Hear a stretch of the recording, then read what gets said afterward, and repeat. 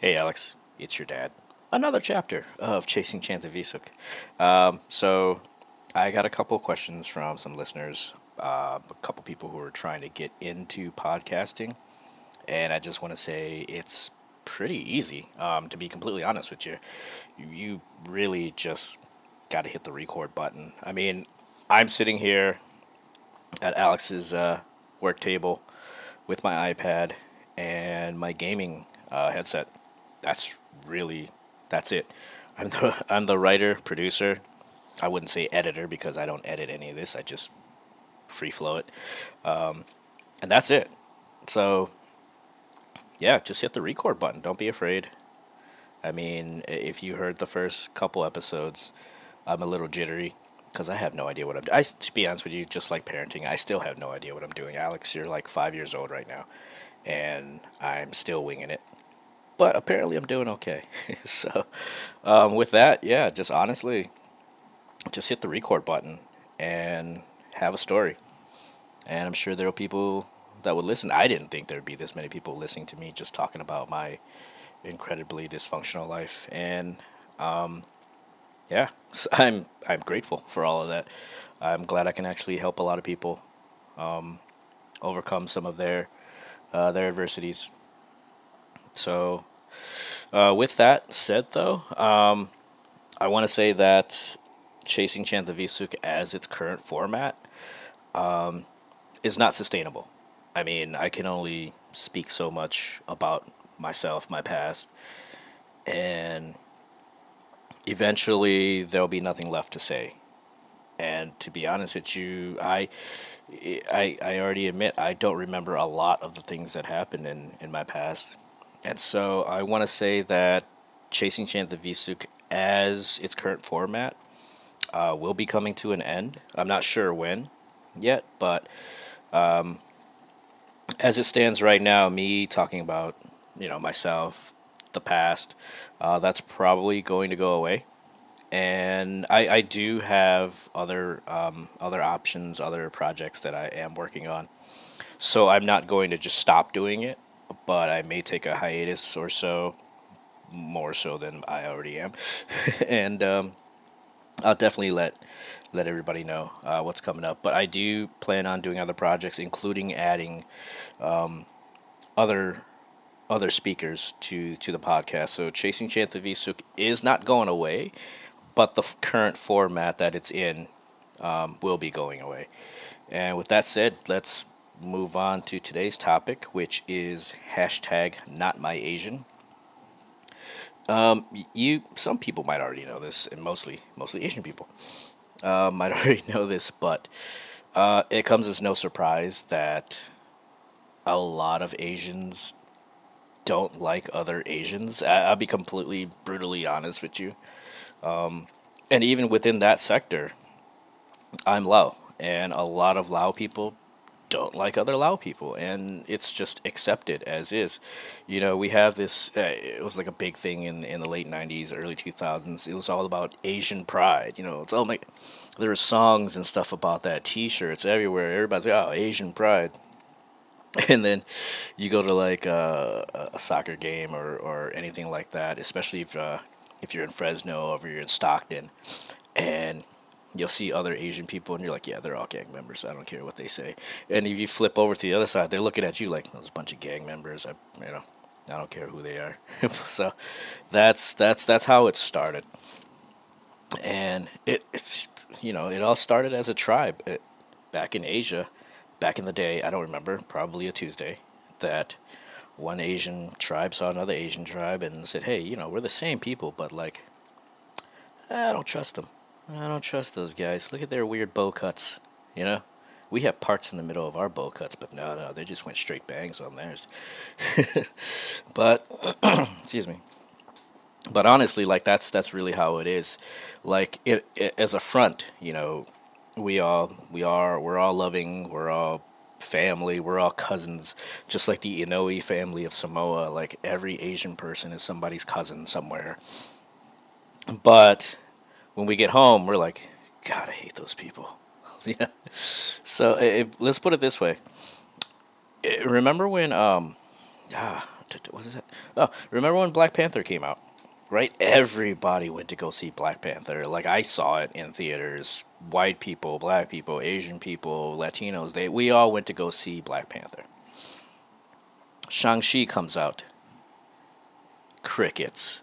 Like yes, the white people, black people, Latinos went to go see it. Asians. We did an IMDb search. We did a Wikipedia search. What is Sammy Lou? Like we did that. Not the younger generation, but the older generation, and even some of the younger generations. Oh, Sammy Lou. Oh wait, he's not ours, is he? No, no, no, no. He's not ours. You know what? We're gonna wait for Disney Plus. that's that's what it is. Crazy Rich Asians. Could have been great. Could have been huge. It was huge. It was a big movie. Not my Asian. Not gonna go see it. And that's the same way in reverse. So there was let's go back to the Virginia Tech shooting. All right, Virginia Tech shooting, awful, awful things. School shooting is not as prevalent back then as it is today. But school shooting, the shooter is Asian. Uh-oh. So now we're getting information. We're gathering all sorts of things. Excuse me. We're talking. We're on social media. We're calling our parents. Like, hey, guys, an Asian guy shot up Virginia Tech. Oh my god. Oh my god. Please don't be ours. Please don't be ours. Please don't be ours. And then, they announced he was Korean. And every Lao, Cambodian, Vietnamese, Japanese, Chinese, we all celebrated like it was we won the World Cup. Like that's how it is. And it's sad. It really is sad. I mean, a lot of people hate the Japanese. Why? Because during World War II, the Japanese guys were really not that nice. If you ever read the book, The Rape of Nanking, it's kind of hard to like the Japanese after that. Ask the people of the Philippines. Ask the people of Korea. Ask the people of Guam. Ask the people of Okinawa. There's a military base on Okinawa. Not because it's a strategic. I mean, it is a strategic military base, but there's a U.S. military base on Okinawa because the Okinawans opposed the Japanese during World War II. And so when the war was over, they said, hey, you might want to hang out a little bit because these guys are kind of petty. So if you don't mind, just hanging out here just in case, they try something. And so, yes, there's a reason why a lot of people hate the Japanese. And so the North Koreans shooting missiles at the Japanese right now. Not saying that that's a thing that they should be doing, but there's a reason why they're doing that. There's a reason why we don't have, the Japanese don't have a military now. They're playing the long game. Let's not forget, they sent us a couple cherry trees years ago before the war, and we burnt them all because they had an invasive insect. We didn't tell them it had an invasive insect. We just decided to burn them all. And about 15, 20 years later, Pearl Harbor happened. I'm just saying, Japan likes to play the long game. But that's pretty much it. A lot of people don't support other A lot of Asians don't support other Asians. And we do a lot of backstabbing each other. For instance, I could even put this myself. Let's talk about this. Let's refer things back to me, because this is my show. But a couple years before I went to California, everybody was in a gang, or everybody claimed they were in a gang. So I'm like, I want to be in a gang, So I sought one out. It was an Asian gang. I don't even remember what their names were at this point, but they said, okay, all right, you want to join us? Cool. We have to jump you in. And it was 4 guys. I'm like, sure. I could fight back, right? Like I'm just not gonna take it. They're like, yeah, you could totally fight back. Cool. So First guy jumps in, hits me right in the gut, and like I go down, and like I'm doubled over. He starts kicking me. The other guy jumps in, starts punching me, and eventually it's like the movies where they're just pounding your back and you're just down on the ground. I fight dirty. That's how my style has been. That's how my style has always been. I was always the littlest one in the family, and so I fight dirty.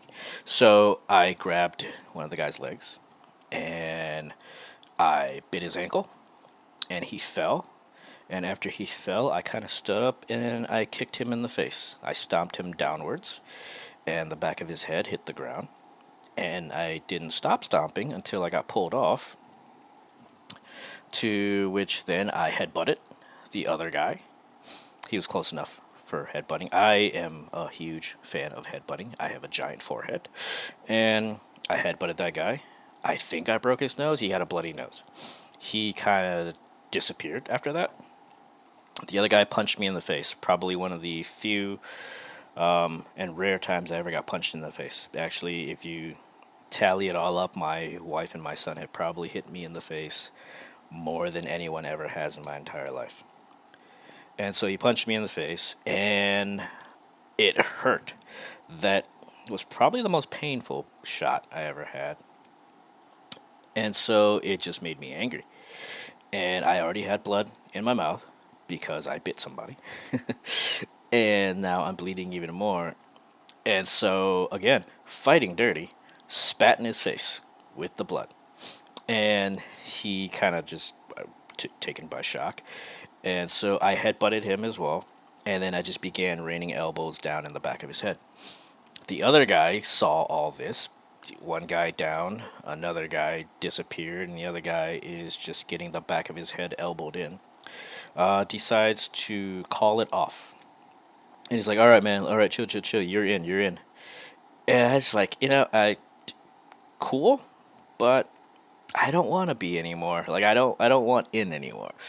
And so I just stopped. I left with a smile on my face. Not really. I don't even remember much of that. And then I go to California, and I get a phone call from my dad. Let's see, probably I'll say about a month or two in to my stint in California. And he asked, "Did you shoot somebody?" What? No? No, why? Why would you say that? There's just a rumor going around in the Asian community.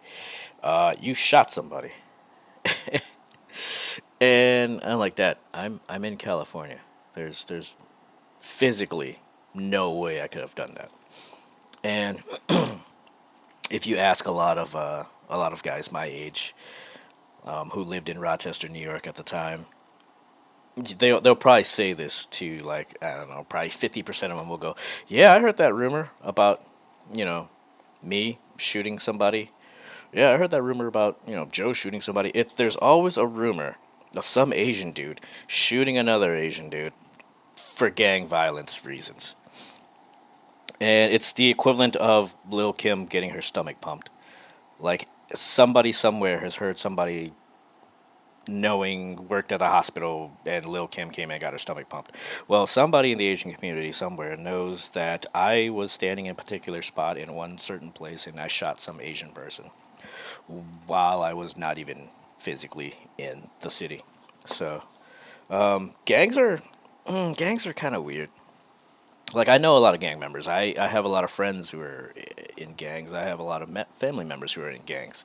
And I'll be completely honest with you, like, a lot of the most, well, I wouldn't say a lot, but very, very intelligent people that I know personally are in gangs because they're given an outlet. A lot of artistic people are in gangs because they like doing graffiti. A lot of tattoo artists are in gangs because they are given an outlet to tattoo their members, their peers. And a lot of people who are really, really intelligent and smart and good with cars, good with numbers, they're in gangs because there's an outlet there. I don't want to say that, they were never given opportunities, but a lot of them didn't have the patience to go to school, to apply for certain jobs, to move up the corporate ladder.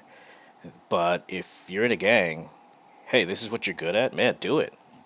Like there is, I don't want to paint it in a positive light, but I mean, there are some positives to being in a gang. One, sometimes you have no choice. Like, you grew up in a bad neighborhood, you're getting jumped every day on the way home from school, you're getting your lunch money stolen, you're going to the grocery store, you're getting, your grocery money stolen. And then you're given an opportunity. You want protection? Join a gang. Join our gang and we'll protect you. You have no choice. You have to take that offer, and now you're in. And sometimes you can't get out. There are people who, I mean, blood in, blood out, right? You get jumped in, you're gonna have to get jumped out, or in some cases, you got to be dead to get out of this gang. And so I get it. And again, I have a lot of friends and family who are members of the gangs, and they're still in it, but they're not always violent. There are some incredibly respectful gangs out there, and they don't always do crimes. Gangs are kind of just labeled and pigeonholed into this belief that they're all bad, and they're not. They're not. I just want to say that right now. Like, there are biker gangs who look scary as hell, and yet they will take a kid to school because their father died or something like that. There are gangs that do that. And so I remember, this will go back to my life in the kitchen. But I remember Hector, this really, really big. He looks kind of like, he reminds me of Kingpin, in which he was really like chubby, but don't get that twisted, because he was incredibly muscular. It was just like a slab of beef. You can punch him as hard as you possibly could, and he'll just like he'll laugh it off. But he was a member of a gang, and I forget what they were, but they were actually a derivative of the Latin Kings, like a very small branch of the Latin Kings. And so I am aware the Latin Kings are incredibly dangerous. And Hector brought that aura about him when he got hired. He was kind of, I don't be honest with you, I don't think he was legal, but he was very intimidating when I met him. And I don't know why and what possessed me, because I'm a dick, kinda. But everyone was afraid of him, and rightfully so.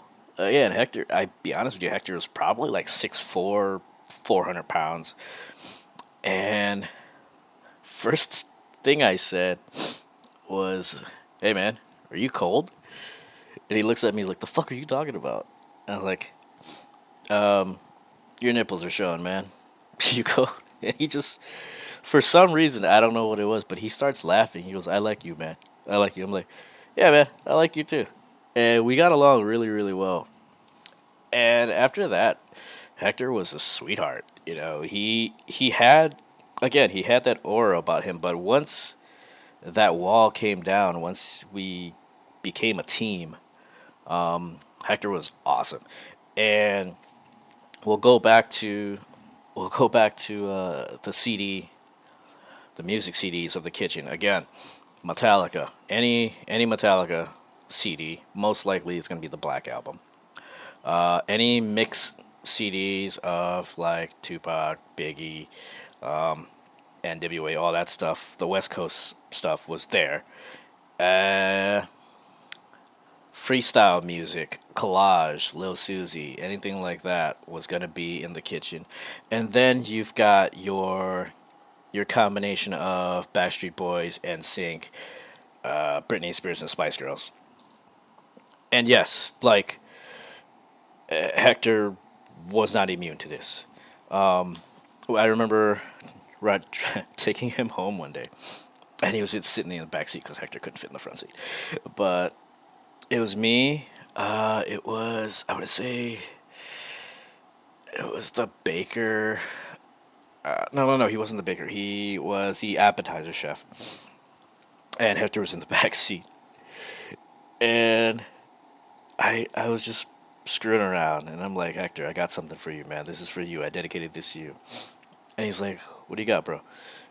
And I turned on Backstreet Boys. And the first thing you hear was, everybody. And Hector, without like skipping a beat, yeah. And we just laughed hysterically. And that was just how it is. It was just fun. And again, very intimidating dude. And on the streets, probably would have had no problem breaking my neck. But because we got to know each other, like we were tight. And Hector didn't show up to work one day. And again, because I believe he wasn't documented, we don't know. I didn't know any members of, like, I wasn't close to any members of his family. I didn't know any of his associates. So I kind of just assumed the worst, you know? But, hey, man, Hector, if you're still out there, like, dude, I miss you, bro. Like, you made working in kitchens fun. But if you're not, hey, again, I still miss you. So rest in peace, brother. And so, yeah, that is Asians not liking other Asians. Hashtag not my Asian. So if you ever go to a store or just out on the streets or even at, like, it's Lao New Year right now. If you go to a festival and you see Asians looking at each other, what's up, fam? Like hugging each other, all that. Just bear in mind, that's all a front. And and just assume that it's a game. Not really. I'm just playing. But no, it's there. That is a thing. Like, if you're not my Asian, I'm not gonna support you as much, which is probably why more other people go to see K-pop than actual Asians go to see K-pop. So that is the end of that. It's a short episode. I just want to say again, Chasing Chandavisuk as this format is coming to an end. I'm not sure when yet, but it will. I'll definitely let you guys know. Alex, you need to do better at school. By the time you listen to this, you're probably going to be in fifth grade or something. But I love you, bud.